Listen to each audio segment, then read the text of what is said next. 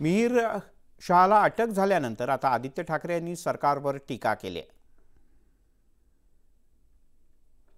आपण सर्वांनीच पाहिलं असेल, ऐकलं असेल, नाखवाजींकडून ती जी काही घटना झाली, त्यांनी जसं सांगितलं भयानक घटना झाली।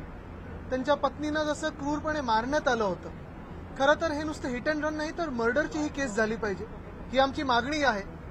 कारण हिट अँड रन तर एक गोष्ट आहेच, पण त्याच्याही पुढे जाऊन आता ज्या काही गोष्टी लोकांसमोर येत आहेत, मग सीसीटीव्हीचं फुटेज असेल, जे काही पोलिसांनी आपल्या समोर आणलेलं आहे की फरफटत नेल्यानंतर पुन्हा एकदा गाडीत चालक बदलले आणि परत त्यांना उडवलं गेलं, ही मर्डरची केस आहे आणि ह्याला मर्डरची केस म्हणूनच ट्रीट झाली पाहिजे, ही आमची मागणी राहील।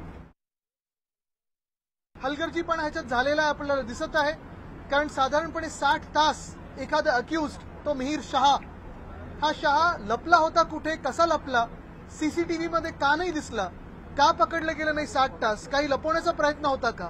मला वाटतं ह्याच्यावर घटनाबाह्य मुख्यमंत्री त्यांनी उत्तर देणं गरजेचं आहे।